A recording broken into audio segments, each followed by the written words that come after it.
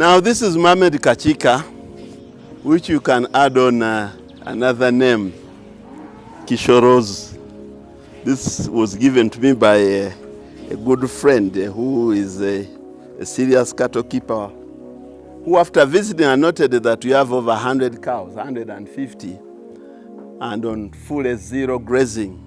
He was astonished, and he said you should stop wearing the other caps of cowboys who are fake cowboys, and you wear the real kishorozi cowboy, only granted to those with 100+ cows.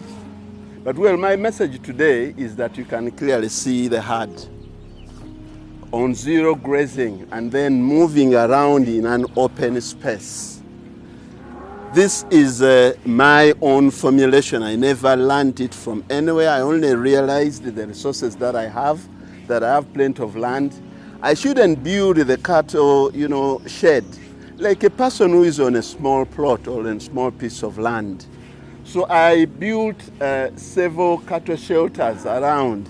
I should actually say it Kiral. Kiral is a Bantu-speaking language. Whether you go in South Africa, there are so many towns and cities that are called Hamas Kiral, Nani, because they are, Kiral means a cow's enclosure.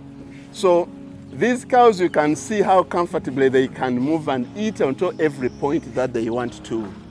And the shelters that are around are not for sleeping in, but they are sheds that when the sunshine is too much or the rain has come, they go into those shelters.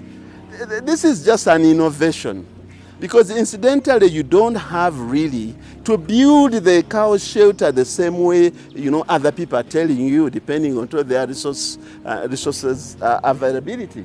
Now you can clearly see how these cows, and after eating here, they will go into the shelters, rest, and then they will start milking them. You start milking at 3, that is the afternoon, because they milk in the morning at 5 a.m. and they also milk again at 3. So after this eating, they are going to go and rest, and then after resting, that is whatever scientifically it's called, that's when they make the milk. Then they will take them for milking. There are over 45 cows here that are being milked, and then more than 20 in the maternity ward ready for going into labor. So this is the message that I want to give to my colleagues, that we should learn to do things depending on our resource. You may not do this if you don't have the capability, but I've taken this shot most importantly to thank one particular group of people. This, I must be very serious on it, and I'm not having another intention apart from really passing my appreciation. I am expressing and passing my appreciation to the Banyankole people, because sincerely I have been visited, I have been approached in my offices, onto my WhatsApp, and physically coming to the farm by the majority of the people being people from Western Uganda, in particular the Banyankole. And each one of them has come with good intentions, at least as far as I can see. These are people who have come to say, you Muganda man, how did you do this? For us to have 100 cows, you need 3 square miles. How can you raise these cattle in Mukono and they are so healthy like this, and then you are doing it so perfectly? These are people who are genuine. Some come to my office. There is something that it has taught me about people. People who are prosperous want to remain prosperous. People who are lamenting, they remain lamenting. I've received a few from other regions, but this I will not be apologetic, and I'm very sincere. These are people who have come and say, we've come to see you have caused a very serious debate in our region, that there is a man in the central region, there is a Muganda man who is rearing so many herds of cattle and on zero grazing. And they are the one who bestowed this on me. One told me, you are now a kishorozi. So maybe the key ingredient into my point is, Is there any lessons that we must learn? Am I achieving the objective that I intended for the recipient people? Who are the recipient people of my message? That we must wake up. We must wake up. We must stop lamenting. We must stop. We should take use of our resources. It rains literally every day, every week, every month in the central region, especially around the Lake Victoria region here. Some other people are in even very dire straits, like Kiruhura. They experience extensive sunshine for a reasonable period of time. But then they are wondering, how can a man that is least expected into this field go ahead and do such a thing? How come they are coming to learn? I don't mind whatever formulations that you are going to have, as long as my intentions are clear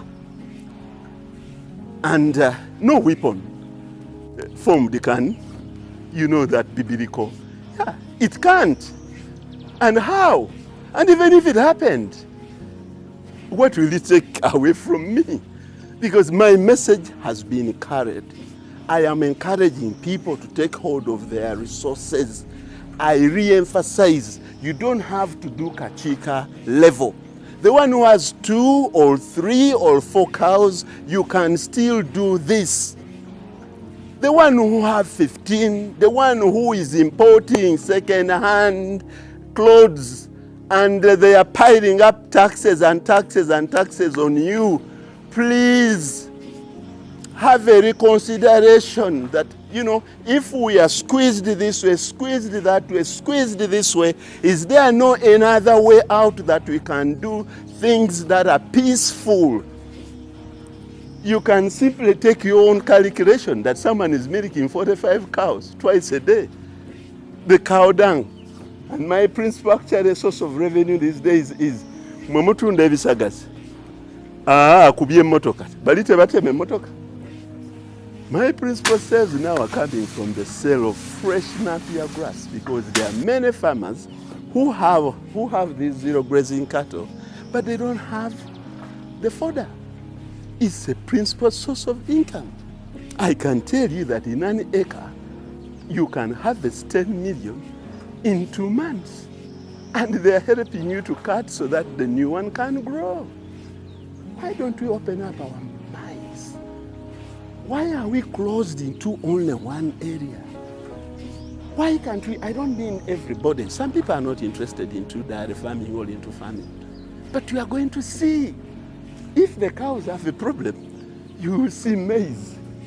Tens and tens of acres of maize. Then if the maize have an issue, then you are going to see hundreds and hundreds of acres of, trees. So you go wrong in all those different areas, then you simply have to say, that was God's will. It was beyond my capacity.